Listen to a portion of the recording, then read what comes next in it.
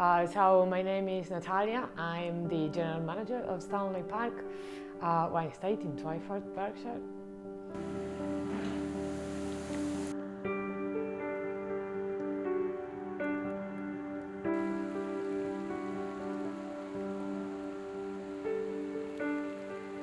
So Stanley Park is a wine producer. It's one of the oldest wine producers in the UK. So we make wine using our own grapes.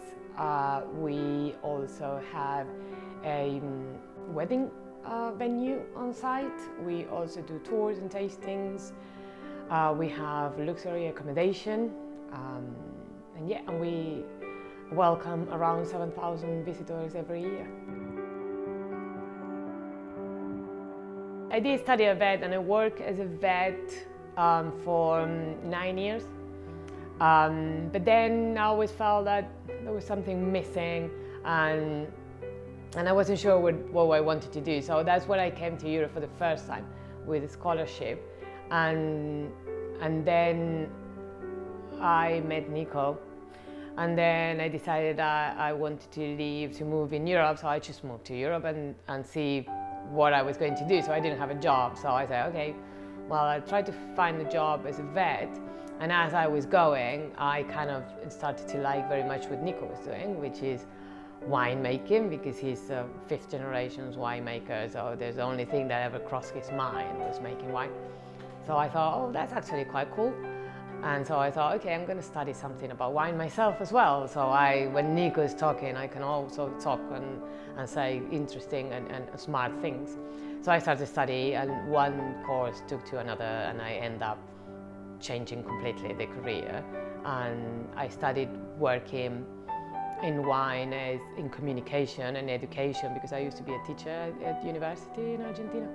So I started to do that, and then one thing took to another, and I started to make tours, and then at some point I was very deep in the business.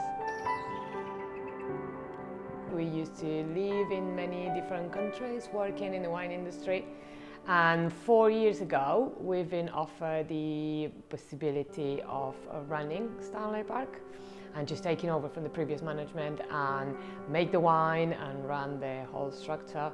So we accepted the challenge. So I'm originally from Argentina. Nico, the winemaker husband, is Italian. So we've met in Italy, but then Nico's first job was in Argentina in a winery, and since then we then moved to Italy. We then backpacked for a year or so in England as well, and in Scotland and in France. And then we went to live to Romania 2 years in another winery. And then we decided to move back to Italy and start our own winery there using Nico's father's vineyards. But it didn't work.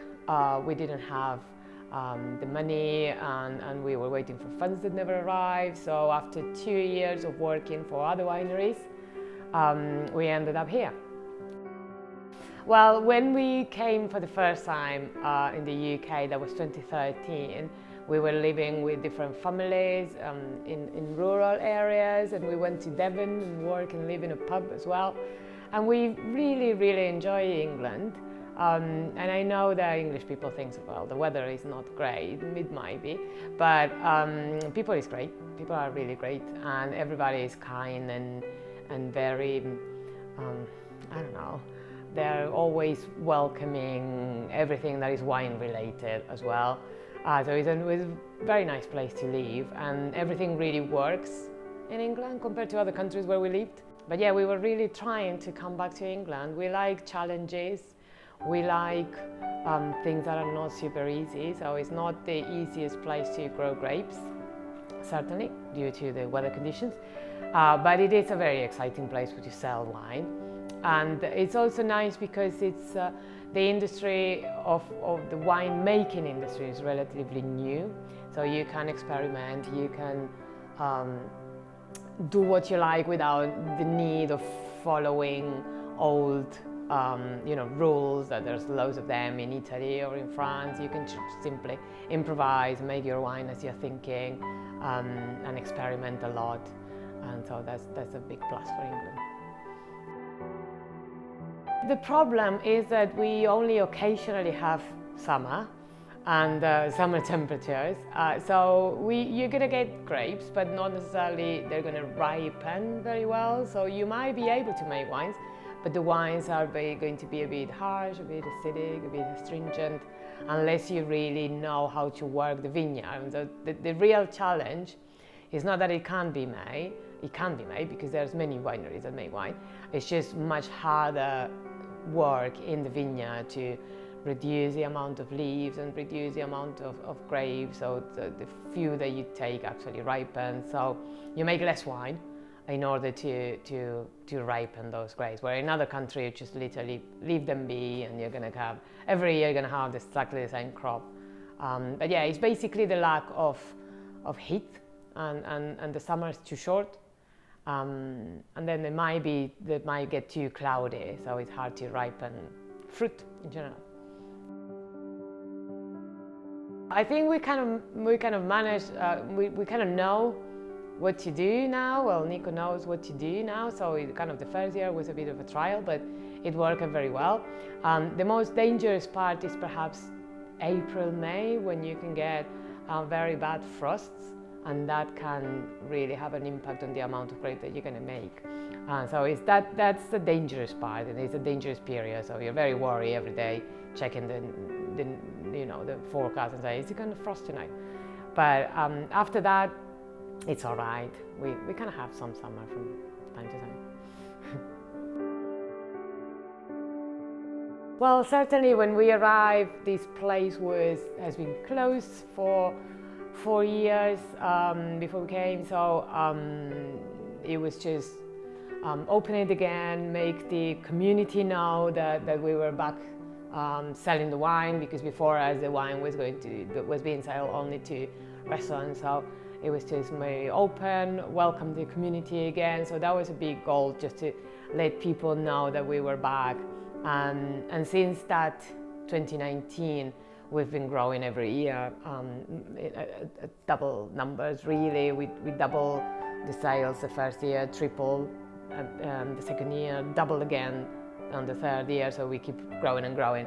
And but now that's kind of going, that every year we have these 6,000, 7,000 people come doing the tour.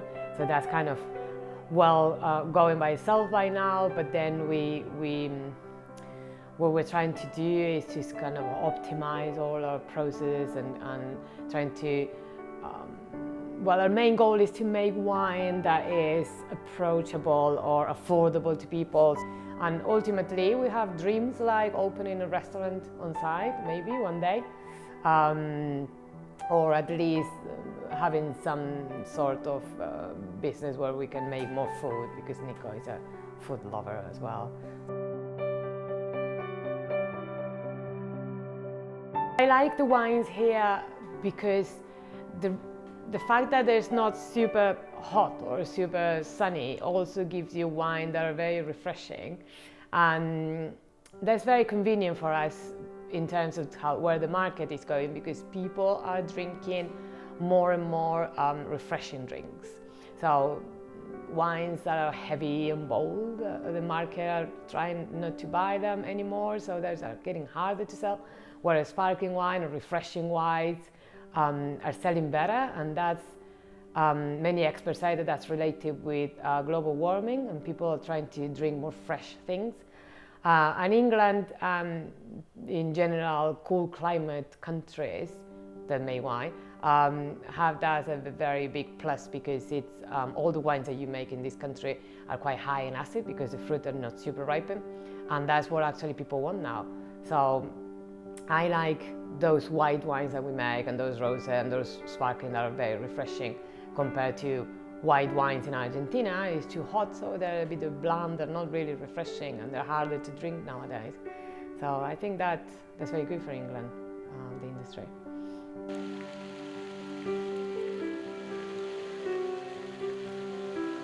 We've been living in different places, and sometimes for short or longer periods. So there's always that, oh, should we go at this or should we go at that?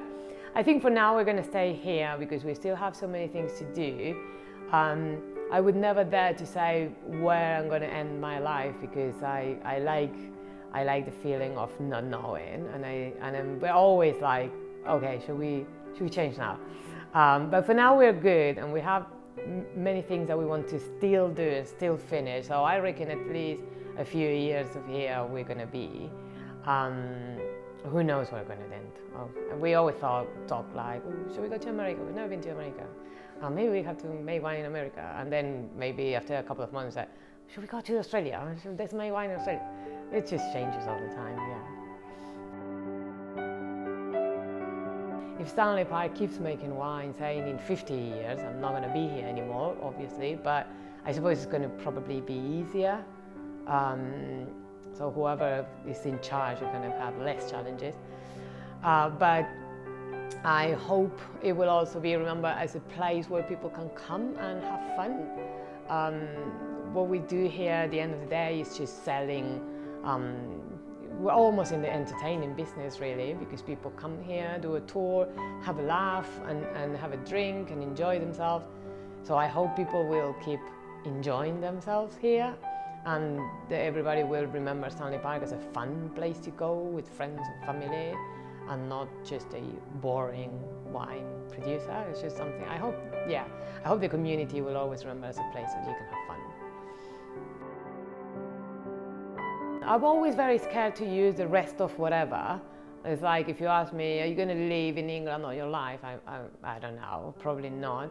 Are you going to do the same all your life? Maybe. I'm not very good with long commitments with my own life, but I would say that it will probably have to do something with wine.